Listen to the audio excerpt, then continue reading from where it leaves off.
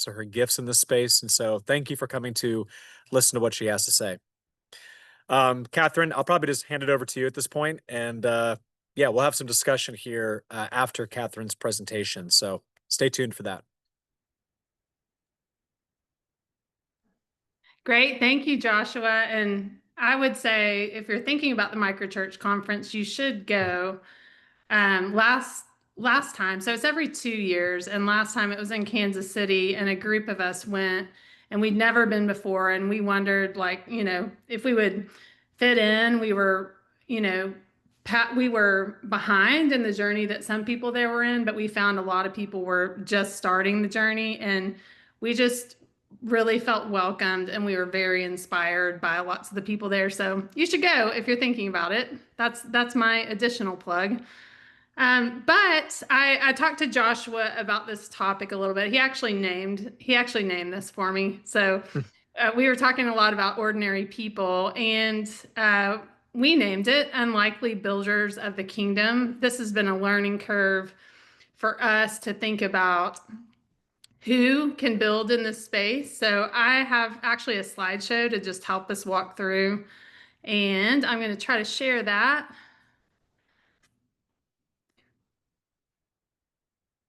Oh, sorry. You get to go on a journey with me through my, had it pulled up.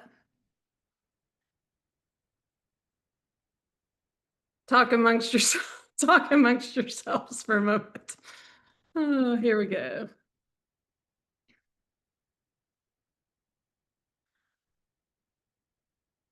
Oh, goodness, guys. This is embarrassing. There's a lot going on here. Here we go.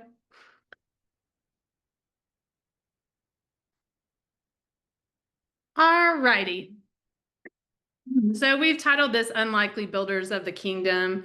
And, from being in ministry for many, many years, I think a lot about like what the major issues are and getting people to step forward and lead.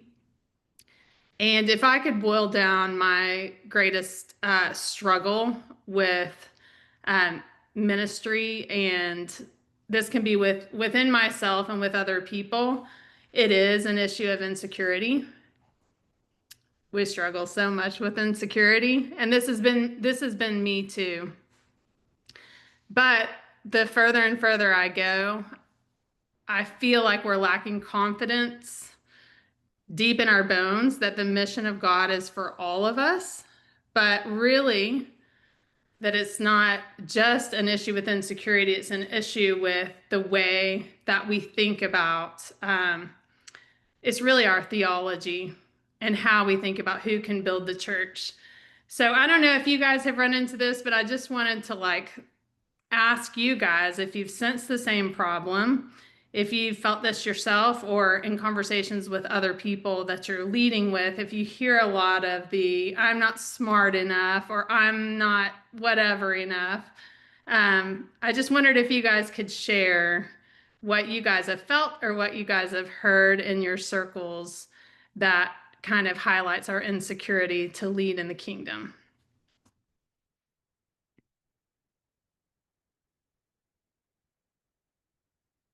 I'm going to call out Nathan first because I know him. Thanks, Kathryn. I think for myself, or speaking for myself, I've just not felt equipped or trained enough. So, it's been on my heart to lead, to be in full-time vocational ministry, but not, theologically trained enough. So, so that's my not enough. Yeah, not theologically trained enough. What about someone else?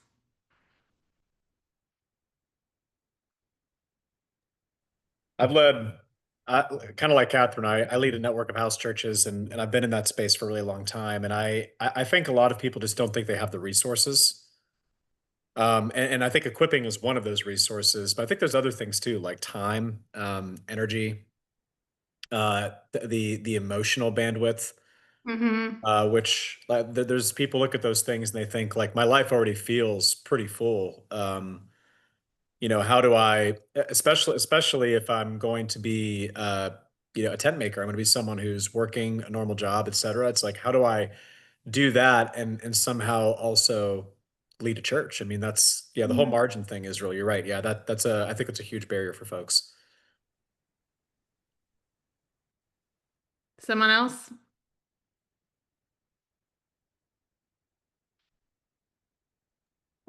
I would second that about margin, like Josh said, but um, I think that there's also a place of feeling like we have these categories of church that we have to check the box on, which we've run into a lot of people who still have and I still have a very traditional church mindset. And so if we can't reproduce something, we don't think we can even do it at all. And so kind of we just stop there.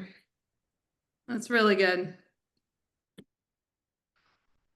So Israel says on the chat that sometimes expressed as the classic "not my calling" thing, and the margin challenge for him as well. He's just not able to speak. He's got to be quiet where he is, so he's just typing in on the chat. Can you say that one more time? Sorry. So Israel, who's also on the Yeah. call, is not able to speak. He's got to be quiet, so he's just typing on the chat, and he says sometimes expressed as the classic "not my calling" thing. And the margin challenge is also a thing for him, and expecting quick reproduction, he says. That's really good. Have you guys heard of maybe some people saying they're not gifted enough? They don't have a teaching gift. They don't have maybe a skill of communicating well. That can be another one. I'm not gifted enough. So those are all things that I believe we're all hearing. But as I said, it feels like the real problem goes deeper than the insecurity. And it also shows what we really believe qualifies people to lead in the kingdom. And I feel like the enemy is using this wrong belief system to disable us, disable really an army to cause us to live sleepy, consumerist lives. Now that's a bold sentence, but I'm feeling more and more this way every day that I lead in ministry. So the question that I have for us today is, how might we unlearn some of that wrong thinking and relearn in this area? So I'm proposing two things, and that is that we can study more examples across the world and across history of God using unlikely people to build his kingdom on earth. And then the second thing we can do, which a lot of us have been doing, but I have to keep doing, is to go back to the model of Jesus's life and the building of the early church. So I wanted to share with you guys a story of a guy that I talked to several months ago, and his name is Pascal. So he's an example of someone on the other side of the world. He's in Tanzania, and he really inspired me with his story because he's an ordinary man building the kingdom through other unlikely people in Tanzania. So when a few people off of our team were talking to Pascal, we knew that he was leading a multiplying movement of communities over in Tanzania, but we were just asking him what his daily, weekly life really looked like. And so he described to us on the Tuesday before, he gathered with a few other people like he does every Tuesday, and they looked at a map of Tanzania, and they just prayed that the Spirit would lead them to a village in Tanzania. And so they were really modeling how they did this off of Luke 10, where Jesus sent his disciples out 2 by 2, but they would wait and ask for the Spirit to lead them to a certain village. They would pray together. If they didn't feel led to a certain place, they'd gather the next Tuesday and pray for a place.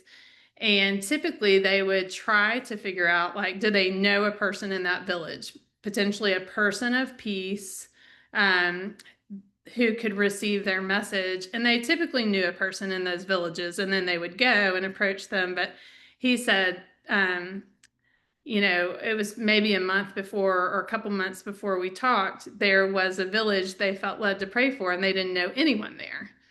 And they went to the village and they sat in the middle of town. They didn't know what they were doing. And they just prayed for most of the day.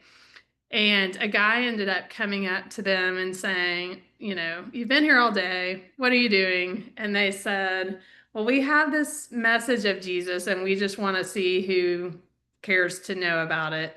And the man said, oh, I do know someone here who's my friend who's curious about Jesus. So they went and they talked to the friend and they shared the gospel. And the guy came to faith. And they made several visits to him and discipled him and helped him start this small community. And so I was so moved. I was like, I'm going to change my whole life. I want to live like Pascal. This is just totally amazing. Early church type stuff.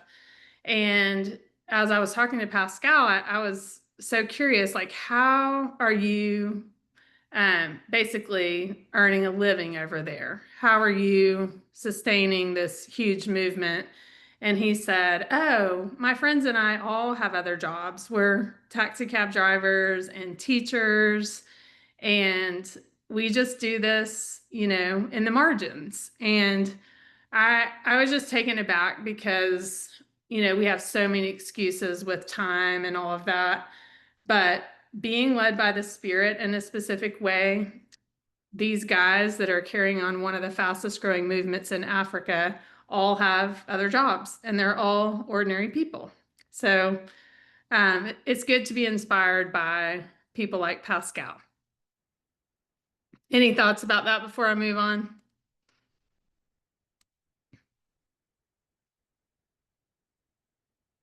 Second, this is an AI generated photo.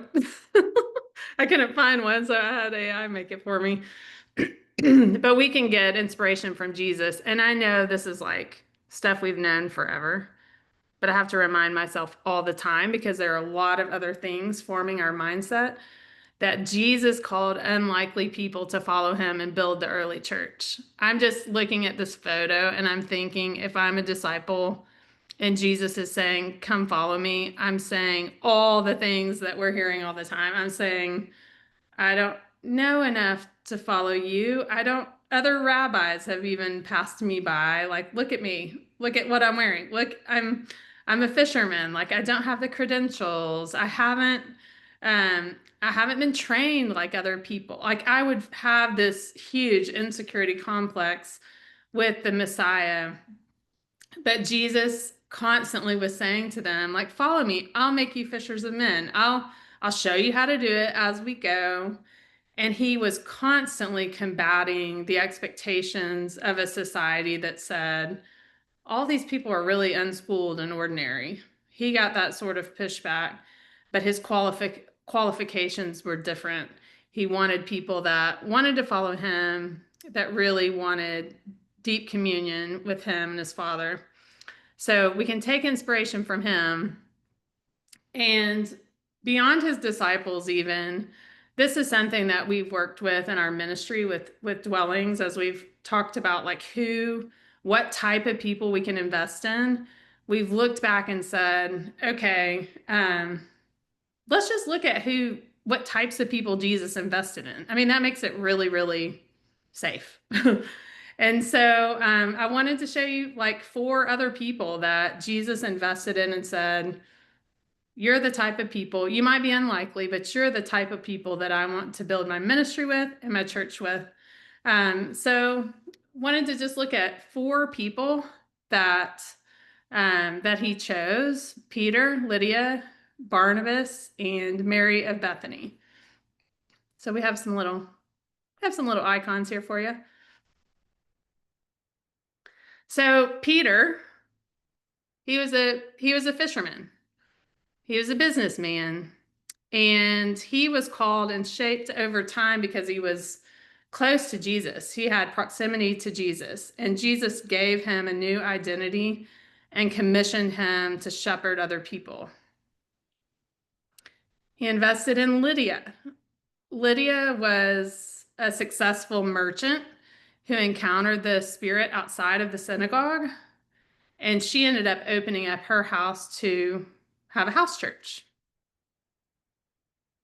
Barnabas was a relational bridge builder. He wasn't part of the 12, but he was essential to the growth of the early church through encouragement and generosity. He was a people person.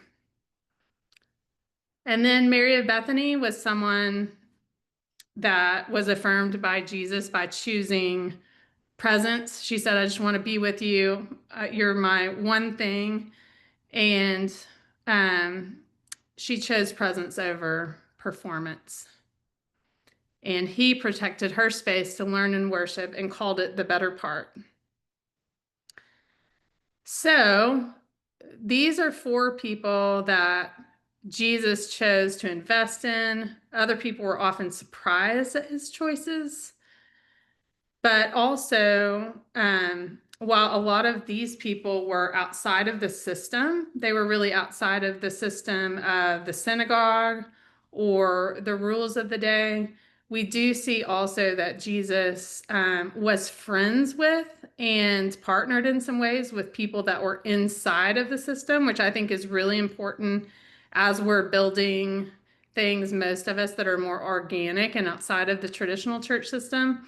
He was friends with Nicodemus, who was a Pharisee and teacher of the law, and he was a leader within the traditional system who was really instrumental in helping with renewal. And he also was friends with Joseph of Arimathea, who was a respected council member who used his influence and resources to honor Jesus and create space for his movement to continue.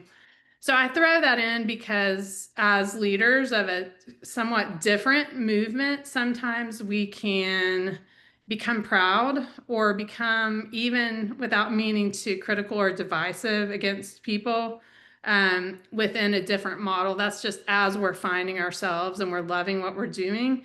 But I love to see that Jesus often focused outside the system. He didn't try to reform the synagogue system. He focused outside on people, but he also remained friends with people on the inside. And I think that's really important. A side note is there are people within the system who idolize the system so much that they criticize Jesus and his ways, and he didn't give them a lot of time. And so in our ministry, we talk about that as a non-target. But there are a lot of people within the traditional system that want to do what we're doing, which is empowering ordinary people that can be our friends and allies and partners. Does that resonate?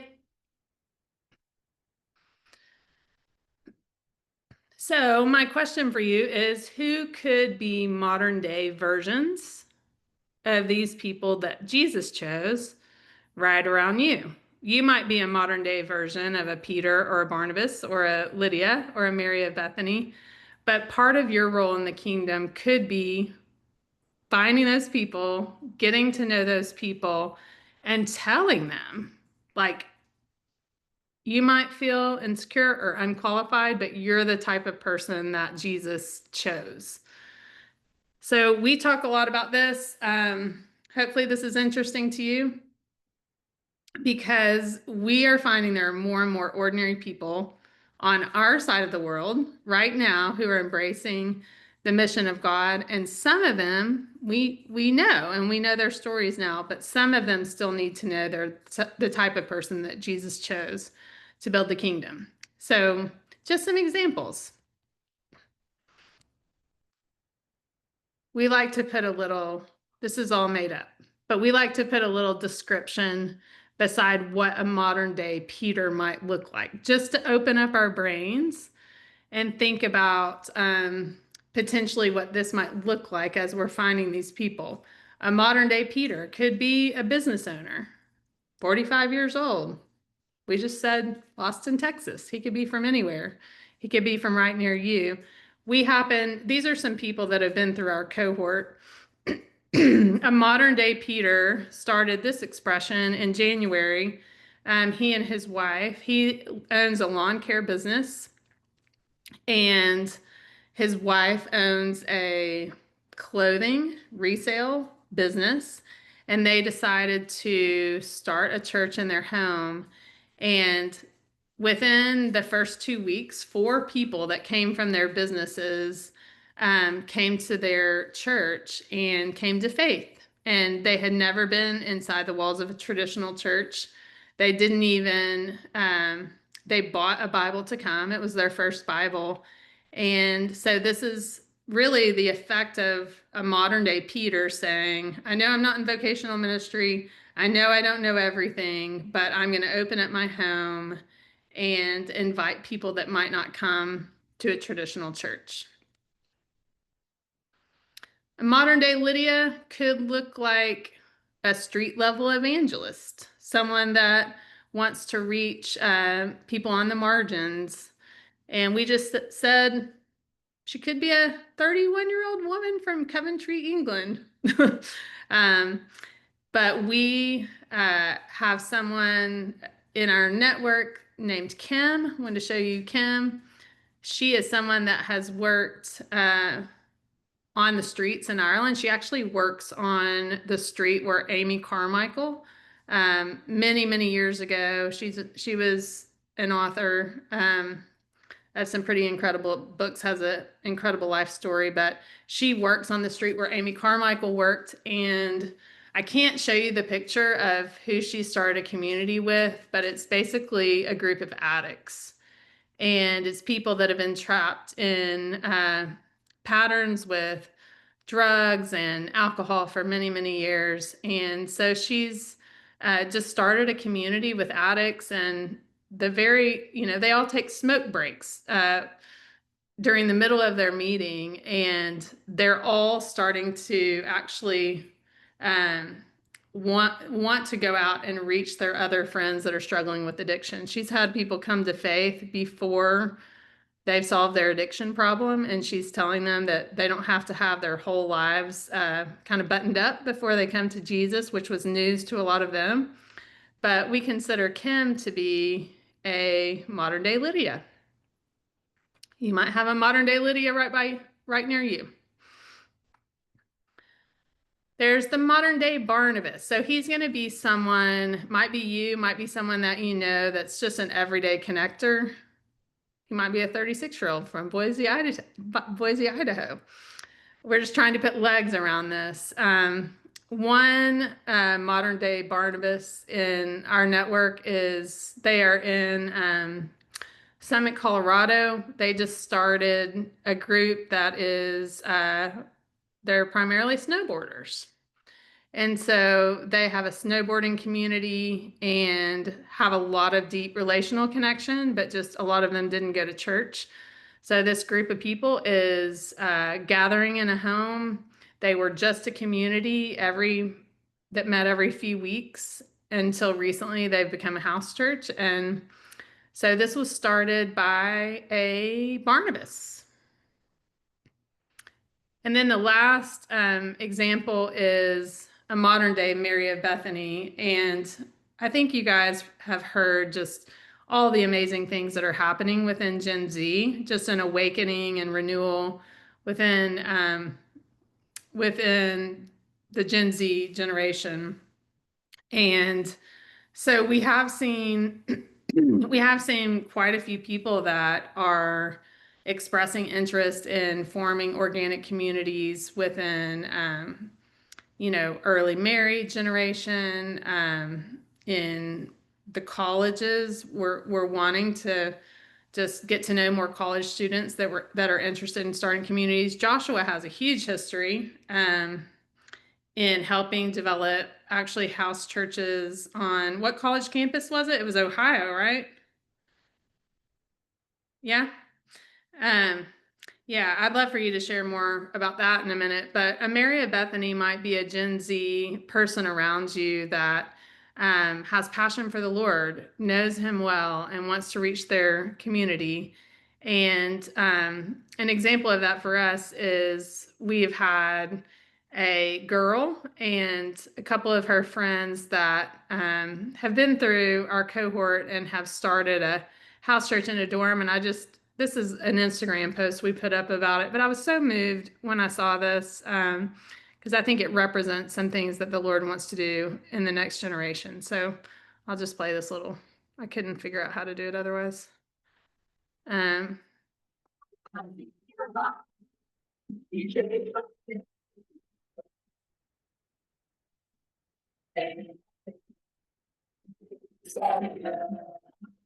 How cool is that?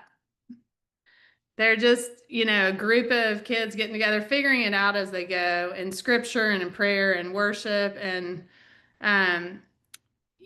wanting some authority, but learning on the job. And that's what I feel like we need to be able to see more. So those are 4 examples of modern day versions of the types of people that Jesus chose. And I'm just showing you that so that we can open up our brains to new possibilities. There are people all around us that are, we are literally now his temple. We are the priesthood. And I think we have these classes that we've developed in the church where we have an us and them, and we have a professional versus all of you guys are probably thinking these thoughts, but a professional versus like a common class. But this movement is for everyone. And Jesus showed that, and we see that across the world. And so it's just time for us to look at the insecure people around us and remind them that they're in the game, they're not on the sidelines, and that God could use them in some pretty remarkable ways. So, Joshua, you might have some questions to add to this. And also at some point, I think it'd be cool to hear about your experience with college house churches. But would you rather share that first or me throw out a question first? Why don't you throw out your question, then Okay. I'll weave in some of that later. Okay. I was just curious, and you might need to take a few minutes of who a person might be around you who loves Jesus and is living by the power of the Spirit and might be someone that would be an unlikely builder of the kingdom.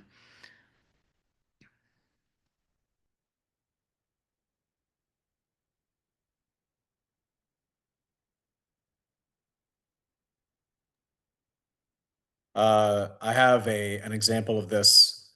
Well, actually, I kind of have a question, honestly. And it's sort of the opposite of what Kathryn, what you want me to talk about.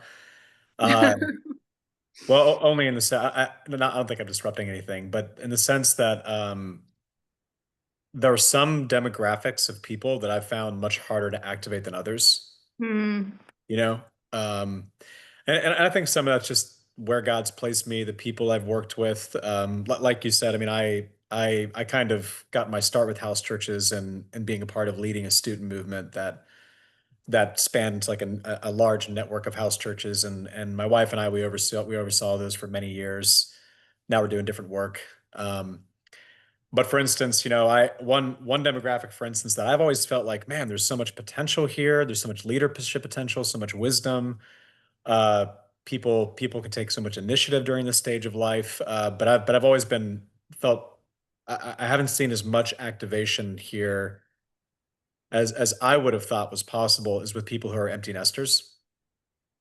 And so part of me thinks, and I know that like you're talking about, you've taken more of like an individual approach, thinking about like, okay, the Barnabases, the Marys of Bethany's, like, there's all these different factors that distinguish people's life backgrounds.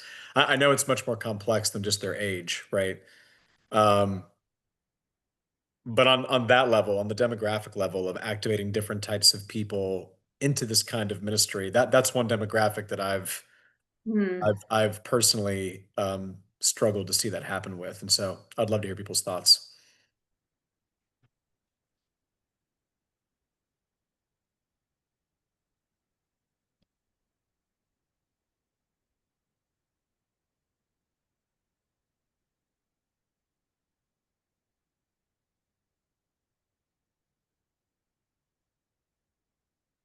I also know that there's a lot of us, maybe because of where we are in the workday, who you can't contribute verbally. So if you want to put something in the chat, that's totally fine.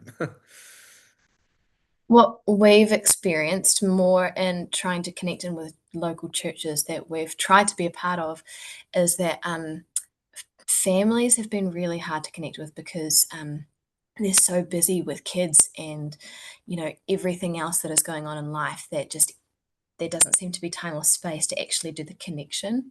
It might be different for us because we don't have kids, so that we're not naturally there on the football field with them doing that football field life, kids life thing with them. But that's what we found, that connecting with people has been really hard in the families people group.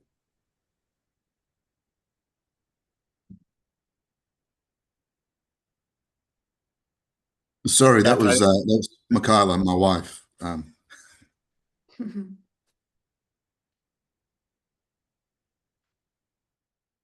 yeah. I mean, I think what you were saying, Kathryn, about like to just give like a positive example, like a positive story. Like we have a guy in our network who is he's from a refugee background. He's from Burma, Myanmar originally. You know, that doesn't have a college degree. He's like in his mid-20s, and he he has like a ton of trauma, like a ton of just a lot of from where he's come from, how he was raised, things that were done to him, just you know, like so much pain.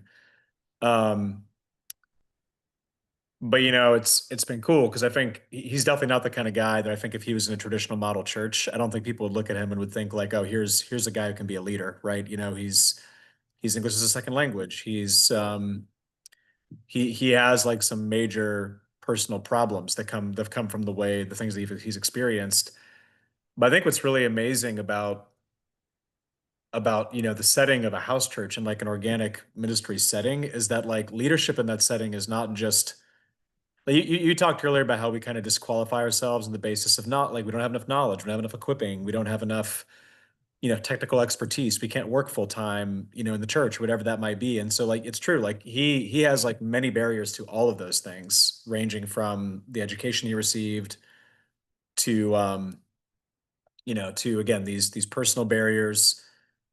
But in the context of a house church where he's growing in his relationships, he's bringing friends that he works with at the grocery store to the house church. He's, you know, he's got the chance to disciple some of those people as they're coming to Christ and just share with them what he knows. Um, he can serve and like be a real kingdom builder, you know, and like in as meaningful of a way as almost anyone else in our church. um, and I do think that that's one place where like the model does matter, you know, like I liked what you said at the beginning about we don't want to like pretend like our model's the only way or that like everyone else who's not doing it this way is doing it bad. But this is one area where we can say, hey, this is a real pro of what we're doing, is that someone like him can do frontline meaningful ministry, and be Yeah. that true kingdom builder, like you said. Well, and I think one huge issue that I've seen of every generation wanting to start an organic form of church is if they think what they've experienced, if they've been in traditional church, that needs to happen in a living room. Whereas in organic church, actually everything's different. And typically, I don't know you guys what experience you have, but there's not a 45-minute sermon, and there's not you know, the band, we don't have a whole band assembled in our living room when we do church. Like everything is different, everything is shared. There's not a staff. And so I think for empty nesters or potentially a lot of people just thinking, okay, I just got some free time back, you know, I'm maybe taking care of parents, or you know, still taking care of kids in college or adult children in some ways. The thought of, if their brains say, I need to replicate what I've seen there every week, that just feels like too much. Whereas the model invites a completely different way of being. And so I'm just wondering if a lot of people, um, if it would feel impossible, Yeah. especially as you're gaining maybe a new freedom after raising kids. Hmm. Yeah, that makes sense. Or you're traveling to see them. And so you're thinking like, I've got to hold this whole thing together, but I need to travel more now to see kids in different places. So I don't know. I'm just throwing that out there. Yeah. And it does seem to me that that's part of the value of people needing to see it, Yeah. right? Um, and we got to build it so people can see it, and there have to be examples of people in their life stage or with their background, like the more people we see who actually do it and do it effectively, I think some of those misconceptions and those barriers begin to fall down because like Satan's, way of of keeping that thought in people's minds. Well, I can never have this kind of impact. I can never do this based on my life situation. Those begin to fall away. Mhm. The more that, we can actually show people, no, it really can work. Exactly. Like I know for my husband and I, we've had house church in our home for the last 4 years. And I would say we don't feel any more of the load than anyone feels. But it takes intention to set it up that way. And I don't think we would have been doing it for this long without that. But if we leave town, it goes on. If one of us is sick, it goes on. Many times when we're gathering, we don't know everything that's going to be happening that day. And so that enables us to sustain in healthy ways. And but that's a different model. I was on church staff for many, many years, and it's just a very different way of being, the shared leadership and discussion oriented learning and practice based learning. And just the fact that the pressure's all off for me or my husband or anyone else to feel like we have to have all the answers. The Spirit's giving the answers to us collectively. Not that there's not wisdom and leadership and all of that within it, but I would just say that that can be a barrier to entry if you're feeling like if you start this, it's all going to be on you. Not only are you unqualified, but it's back to the margin thing, but that also shows some misconceptions about what it needs to be like. For sure. Which I suppose is one reason to make sure that your leadership models are imitatable and reproducible. Yes. Even in a house church setting, it's possible to form that in a way that's still where like there can still be too much of a gap. Yeah. Mhm. I mean, the amount of conversations we have with people that it feels like obvious, it will feel obvious to you guys, but things like you don't have to have a microphone set up Right. in a small space. But I think we're just so formed by a way of doing things that some of those little things Yeah. we just don't know another way. But yeah, I think you're right, Joshua. Like seeing it is big. Mhm.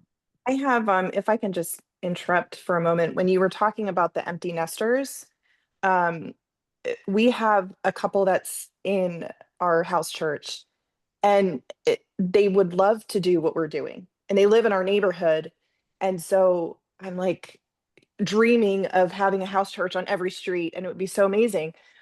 But their 28-year-old daughter is still living at home, and they're like, we have to wait till she's gone. It's almost like they're concerned about what's happening in their home, like she's not living according to scripture or how they're living their lives. So they feel kind of that insecurity, like kind of what we're talking about is that insecurity of like, how are we going to minister and lead people in our home when our adult child is still here and probably not going to sit in the living room with us during church, but anyway, I thought that really kind of aligned with what we're talking about. And I don't know if other people have experienced the same thing. I want to encourage that. I'm like, listen, my husband and I, our daughter's 21. We have our grandson living in the other room.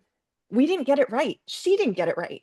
But it doesn't stop us from having people in our home, loving them, teaching them the word, like showing them, hey, you can mess up and still serve a perfect God. Um, but yeah, that was that I feel like that really connected with the empty nesters, and maybe that's kids living home longer. They're like, I don't know, you know, where we fit in, and they keep coming back, and the boomerang, and you know, um, so I don't know if other people have dealt with that, but we certainly have here. Yeah, that's like, at the beginning when we were saying I'm not smart enough, I'm not gifted enough. I mean, I guess that can be another one is my resume's not quite clean enough. Mm. You know, the way my family's operating is not quite impressive enough. Which is another thing the enemy would do to knock us down. We just all, over the summer, we were just giving testimony to what God had done in our lives, and we were telling our stories. And at the end, everybody was like, wow, we are so screwed up.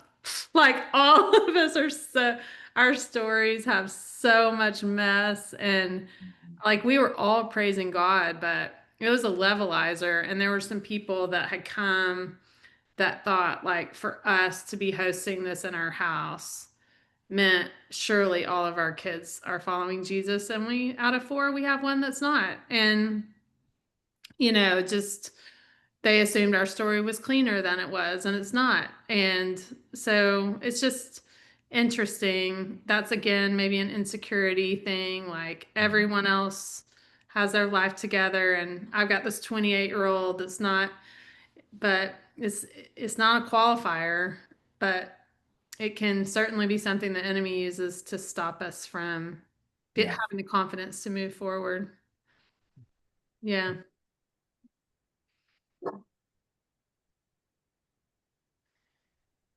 I wonder if, Kathryn, I think both you and Sarah have touched on something, and I think Josh might have mentioned it as well, that we don't give, not that we need to give credence, but we don't consider how much impact that the enemy does have on us, and sort of praying into that and working through that. I think for us as believers is such an important thing to do, to know that he's there to devour, he's there to steal, he's there to plunder, and that we really need to be aware of his presence. As much as we're not controlled by him, we're not driven by him, we're children of the mighty King, but we've just got to keep in mind that he's there to steal, and this is the work that the Lord's doing in and through us, and we've got to trust that God's going to, as imperfect, as messy as our lives are, that we've just got to trust that God's doing it, and we've got to go in his strength, whatever the impediment, whatever the roadblock or the speed hump or whatever we're seeing. God sees the big picture, and we've got to trust in that. I was literally just thinking that actually that I wrote it down. Figure out what our insecurities are, because we're like 100% like, let's do this dwellings thing, and then it feels like we keep flopping, or we keep coming up against a wall. But I feel like we need to figure out what our insecurities are, and then just straight away, like, this is a barrier. Okay, what's the insecurity that actually might be behind that barrier? All right, God, I'm going to sit in front of you, and I'm just going to lay that insecurity down, because I there's no point in me carrying this, because it's going to keep flopping me over. It's going to keep being that barrier. And then once we lay that down and let that sit before Christ, then he will be able to break it down, and then he'll open up the floodgates for us to move through that barrier.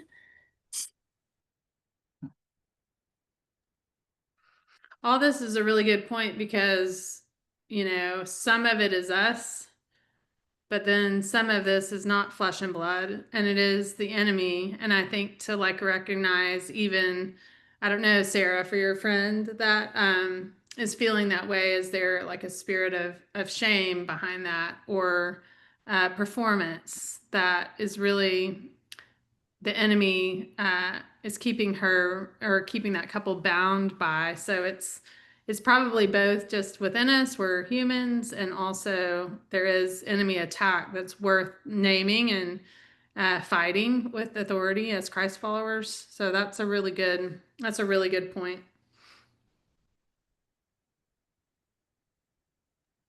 One thing that I think we've learned over time is that it's also making sure that you, like, when we invite people into a life of ministry, of servant leadership, you're inviting people into a process of growth, right? And I think that's the other thing too, is that people think, well, I'm not this yet, I'm not this, I'm not this. And I loved Kathryn's approach, because you look at Jesus' calling of the disciples, and you think of Paul in 1 Corinthians 1, when he says, not many of you, were mighty, noble, you were called. but God used the foolish things of this world to shame the strong. And part of it's that it's not like they were called in this weak state. And it is true that we experience ongoing weakness, but we also grow, right? Like that's part of it too. Like there's this transformation aspect where like God humbles us. Like you actually do acquire like leadership skills over time. Like and you know, your ultimate adequacy is not based off of those. That's always going to be in Christ. It's like, but like that is part of what we receive through the Holy Spirit and through trusting in him, is that he builds us up and then empowers us to do the things that we couldn't do otherwise. And so I think there's that piece too. People often look at what they currently have in their hands and they say it's not enough. You know, it's like the 2 loaves and the fish, but like, Mhm. and it's not enough, but it will be multiplied over time. I love that. And I do think we're seeing that more in the overseas model, meaning like in Africa and Iran and some of the countries where Christianity is growing the fastest. You see that quick activation where someone's coming to faith and then the next week they're starting a community. So they know very little. They like know the gospel and know what a Bible is, and they're learning alongside other people. And like, I don't know about you guys, but I tend to learn better that way, like on the job with a little pressure. And there are a lot of people that learn more that way. And I feel like, you know, you look at Jesus's life, he had all this on the job training. You know, they're not ready, but they're doing miracles with him and they're having discussions with him. He's asking them questions. You know, they don't know the answers, but he's still asking. And so, yeah, that's interesting. It's like we usually need to dive in before we feel like we have what it takes. And part of what's going to make us kind of have what it takes is diving in.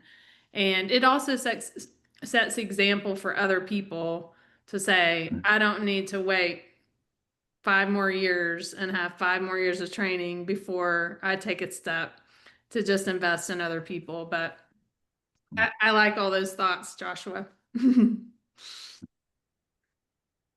Sorry, I'm just going to add something. Just so what you're saying just now, Kathryn, just really sparked a story that it's not always we're not always going to get it right either. Like the disciples were on the job training, and I can't remember who it was, but a parent came and said to Jesus, "Look, can you fix my son? Your disciples tried and they failed. Can you do it, please?" You know, like there will be times when we are going to, you know, flop, and we need to have grace for ourselves that actually the disciples were on the job training too, and Jesus did, you know, step in and he's going to do that. But we need to know that that's going to happen and give ourselves the grace to remember that that's actually part of our learning period and process. It's awesome.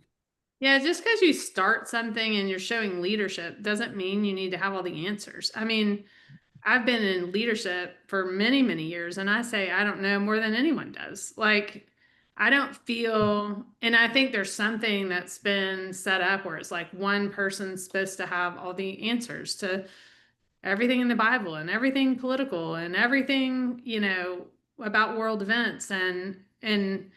But you look at people that have followed Jesus their whole lives and are really wise, and typically in their 80s, they'll say, well, I know less than I feel like I've ever known. And they've grown in wisdom. But there's a sense that I think as we grow in wisdom, we're more comfortable with saying, I just don't know everything. And I'm going to dive in before I know everything. And and it's actually okay if we get it wrong and come back and say, well, that was kind of wrong. Or does anyone else know this? Like the Spirit can show any of us. Or let's go back to the Word. Let's think about this. I mean, we don't need to have all the answers instantaneously to all of this to get going. Yep. Amen. We So- we haven't. Oh, sorry, Josh. I was just going to add that we haven't really explored anything else outside of dwellings, and that's the thing that we're really loving with the dwellings model, is that when we don't know, or when we're not sure, or we're feeling that fear of, call it failure, whatever, we can reach out, and you know, there's others in a similar situation, or Kathryn or the team over in Arkansas in Little Rock are able to jump in and just pray with us or encourage, or, you know, so having this network model where, okay, it's perhaps decentralized, but we're not isolated. And some of the phrases that have come out of the recent training and dwellings cohort just really resonate. You know, it's sort of from isolation to family, and from, what's the other one? We just chuckled at it. But anyway, there's so yeah, we're just loving that having that interconnection and that network, and just, yeah, thank you for connecting us in with this as well. So yeah, that's all I had to add. Awesome. So we want to be respectful of people's time here. This is this session was only supposed to go from 1:30 to 2:30, so we're right up against the wall right now. Kathryn, do you have anything closing on your mind that you want to say? You got a final word for us, or do you feel like it's all been said? It's probably mainly been said. I just hope Okay. that I get to meet you guys at eventually the Microchurch Conference or one of these calls. Or if you want to connect on Instagram, to Kat Maack, KAT_MAACK. I'd love to just be friends with you guys. We're all on a journey together, and it's fun. And thanks, Joshua, for bringing us together and creating even a larger network of people to just kind of have examples on the ground of what people are doing. And it inspires me to be a part of the larger thing God's doing. So thank you. Yeah. I think from a Brave Future perspective, that's kind of the idea, is to bring people together who have, again, that similar core of convictions, but are maybe doing things a little bit differently, right? And again, I actually think that's one of the built-in strengths to the core model, or just sort of like that sort of simple, organic, what I would call like an organic ministry approach, is that it can look different. And so that's, so I think, the Microchurch Conference, Brave Future, all the stuff that we're doing, it's really just about to widen the boundaries of what people are exposed to for the sake of being led by the Spirit, partnership, and creativity. So thanks for contributing to that, Kathryn. Thank you for all of you for tuning in. This was great.